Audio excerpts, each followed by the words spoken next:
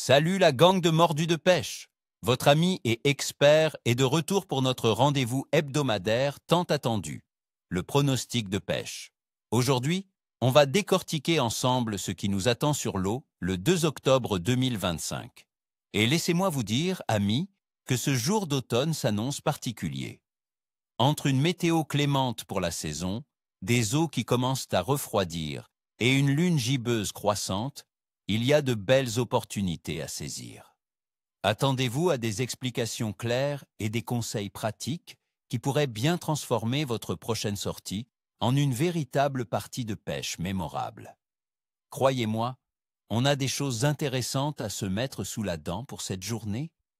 Alors, quels sont les acteurs principaux de nos plans d'eau dans la région de Montréal en ce début d'octobre? Selon mes observations et les données récoltées, voici nos cibles et comment les approcher.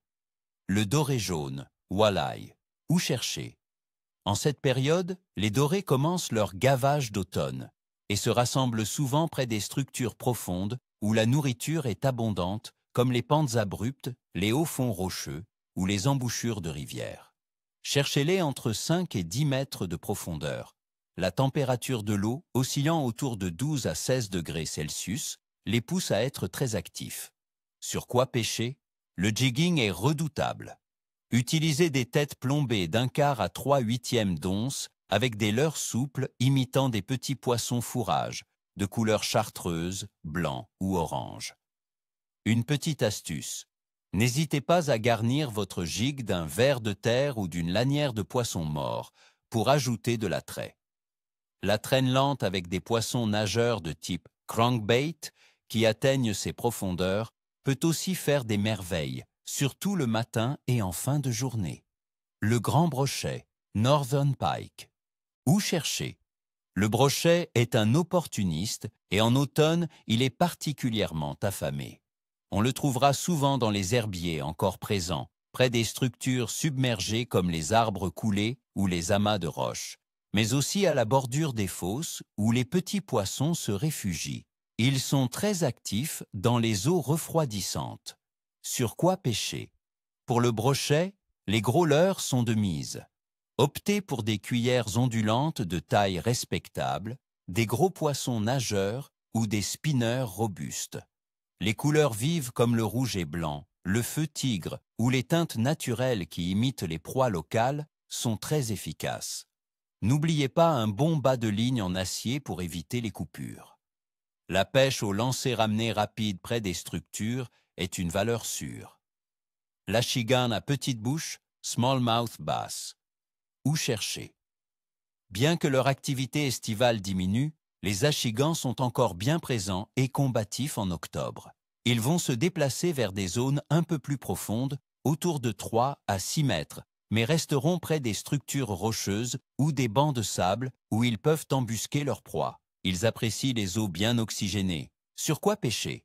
Les petits jigs avec des créatures souples, les tubes ou les drop shots sont très efficaces pour les achigans qui se tiennent en profondeur. Des leurres de surface peuvent encore fonctionner tôt le matin si l'eau est calme, mais il faudra privilégier les techniques plus lentes et plus profondes. Les couleurs naturelles comme le vert citrouille ou le marron sont souvent les plus productives. L'omble de fontaine, brook trout, où chercher? L'omble de fontaine, ou truite mouchetée, est en pleine période de reproduction à partir de la mi-septembre. Elle sera très agressive et territoriale. Recherchez-la dans les eaux vives et bien oxygénées des ruisseaux et petites rivières, près des zones de frayères, graviers propres, des cascades et des remous. Sur quoi pêcher? La pêche à la mouche est une expérience inoubliable pour l'omble. Utilisez des streamers ou des woolly buggers. Pour la pêche au lancer, des petites cuillères tournantes ou ondulantes avec un hameçon garni d'un ver de terre sont très efficaces.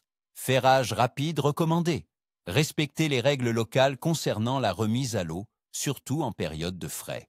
Maintenant, passons à la théorie, mais une théorie qui nous sert directement sur l'eau, mes amis. La météo du 2 octobre 2025. Le matin, la température devrait se situer autour de 7 à 9 degrés Celsius. pour atteindre un agréable maximum de 15 degrés Celsius l'après-midi dans la région de Montréal. Le ciel sera majoritairement ensoleillé à partiellement nuageux, avec une faible chance de précipitation, autour de 10%. Le vent sera modéré, probablement de direction nord ou nord-est, avec une vitesse moyenne de 16 km par heure. Ce sont des conditions relativement stables pour l'automne, ce qui est généralement un bon signe pour la pêche. Un vent modéré peut même aider à créer de petites rides en surface, masquant votre présence et stimulant les poissons. La température de l'eau.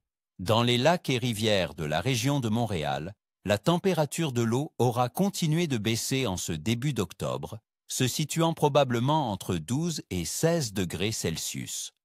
Cette baisse est cruciale. Elle signale aux poissons, surtout aux prédateurs, que l'hiver approche et qu'il est temps de se nourrir intensément pour accumuler des réserves de graisse. Cela déclenche souvent un gavage d'automne, où les poissons sont plus agressifs et moins sélectifs sur les proies, augmentant nos chances de succès. La phase de la Lune. Pour notre 2 octobre 2025, nous serons sous une lune gibbeuse croissante, illuminée à environ 74%. En tant que pêcheur expérimenté, je peux vous dire que cette phase est souvent considérée comme favorable. Une lune bien visible la nuit peut pousser les poissons à se nourrir plus activement pendant les heures sombres, ce qui peut rendre le début et la fin de journée, ainsi que les heures correspondant aux marées lunaires, même en eau douce, leur influence est notée par certains experts, particulièrement productifs. Surveillez ces créneaux horaires. L'activité générale des poissons.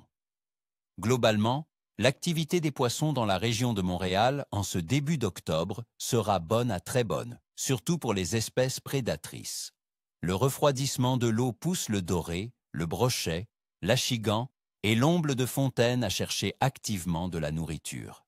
Les bancs de poissons fourrage se regroupent, offrant des opportunités aux carnassiers. L'omble de fontaine sera particulièrement territoriale en raison de la fraie, ce qui peut provoquer des attaques réactives. Attendez-vous à des poissons combatifs et affamés. Évaluation claire du clève. Mon verdict pour le 2 octobre 2025 est très bon à excellent pour les carnassiers et bon pour les espèces moins actives. Le cocktail de température clémente, dose en refroidissement et d'une lune stimulante crée des conditions optimales pour une belle journée de pêche. Voilà, mes amis, vous avez maintenant toutes les cartes en main pour affronter les eaux du Québec ce 2 octobre 2025. N'oubliez pas, chaque sortie est une nouvelle aventure et une occasion d'apprendre. Alors, préparez votre équipement, ajustez vos tactiques et surtout, profitez de la nature. Je vous souhaite ni queue ni tête, ni écaille, comme on dit chez nous, pour une pêche fructueuse et mémorable. Si ce pronostic vous a plu et que vous voulez plus de conseils d'experts, n'oubliez pas de laisser un pouce bleu à cette vidéo, de vous abonner à la chaîne si ce n'est pas déjà fait et d'activer la petite cloche pour ne rien manquer. Et vous, amis pêcheurs, quelles sont vos espèces favorites à cette période de l'année? Avez-vous des astuces automnales à partager? Laissez-moi un commentaire ci-dessous. J'adore lire vos expériences et échanger avec vous. À la prochaine et bonne pêche.